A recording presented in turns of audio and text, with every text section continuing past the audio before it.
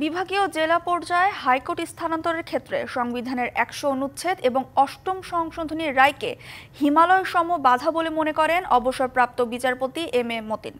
তবে প্রান্তিক জনগোষ্ঠীর দ্বারগোড়ায় বিচারের সুবিধা নিশ্চিতে বিভাগীয় জেলা পর্যায়ে হাইকোর্ট স্থানান্তর করা প্রয়োজন বলেও মত দেন তিনি। বলেন, জন আকাঙ্ক্ষা পূরণে সংবিধান কখনো বাধা হতে পারে না। পরিসংখ্যান ব্যুরোর তথ্য মতে প্রতিটি প্রশাসনিক বিভাগে একটি করে হাইকোর্ট প্রতিষ্ঠা করা উচিত বলে মনে করেন দেশের প্রায় ৮৮% নাগরিক। সম্প্রতি বিভাগীয় জেলা পর্যায়ে হাইকোর্ট স্থানান্তরে সব রাজনৈতিক দল একমত পোষণ করেছে বলে জানিয়েছে ঐকমত্য কমিশন। তবে ওই সিদ্ধান্তের পরই হাইকোর্ট চত্বরে বিক্ষোভ করেন আইনজীবীরা। ওই সিদ্ধান্তকে অবৈধ দাবি করে তা প্রতিহতের ঘোষণাও দেন তারা। আলোচনায় উঠে আসে ৮ম সংশোধনী মামলার রায় এবং সংবিধানের ১০০ অনুচ্ছেদের প্রসঙ্গ, যেখানে রাজধানীতেই হাইকোর্টে স্থায়ী আসন থাকার উপর জোর দেওয়া হয়। এই দুই বিষয়কেই বিচার বিভাগের বিকেন্দ্রীকরণের পথে বড় বাধা বলে মত দেন অবসরপ্রাপ্ত বিচারপতি এম এ মতিন।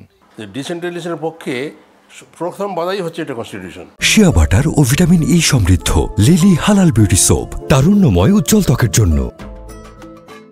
বিশেষ করে আর্টিকেল 100 হিমালয় প্রমাণ বাধা মেটা প্লাস দিস জাজমেন্ট। এই জাজমেন্টে কিছু ভয়ানক কথাবার্তা বলা হচ্ছে, বলছে এটা যদি করা হয় তাহলে seat of the supreme court চলে যাবে, তারপরে এই যে রাইভাল কোর্ট হয়ে যাবে। তবে ১৯৭২ আর ২০২৫-এর বাস্তবতার পার্থক্য বিবেচনায় নেওয়ার পরামর্শ দেন তিনি। ৪.৫ কোটি মানুষ ছিল এখানে, এখন ১৮ কোটি হয়েছে, এবার ১৭ কোটি হয়েছে, তাই না? সুতরাং এটা 72-তে যে আমার রিকোয়ারমেন্ট ছিল সেই রিকোয়ারমেন্ট নাই। এখন আমাদের এটা অনেক ডিমান্ড বেড়ে গেছে। আর একটা তো প্রিন্সিপালই আছে, বিচার আমার দোরগোড়ায় হতে হবে।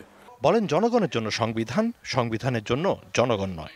জনগণের অভিপ্রায়কে আমরা একটা ডকুমেন্ট অনুযায়ী এটা লিখিত আকারে রাখি, এটার নাম হচ্ছে কনস্টিটিউশন।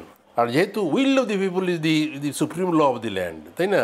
তাই যদি হয়, মানুষ যদি চায় যেতে যাবে, সেটা যাবে, হাইকোর্ট হবে। তার চেয়ে 100-এর স্পিরিটটারে 100 রাখতে আমি বলবো না, 100-এর স্পিরিট অনুযায়ী 2 বছর বা 3 বছর এটাকে সেশন করা যায় কিনা। প্রাথমিকভাবে ভার্চুয়াল পদ্ধতিতে স্থানান্তরিত হাইকোর্টের বিচার চালানোর পাশাপাশি সংশ্লিষ্টদের দক্ষতা উন্নয়নের পরামর্শ দেন বিচারপতি মতিন। হিয়ারিং এর সময়ে ভার্চুয়াল হিয়ারিং হতে পারে। Mizan Ahmed, DBC news, Dhaka.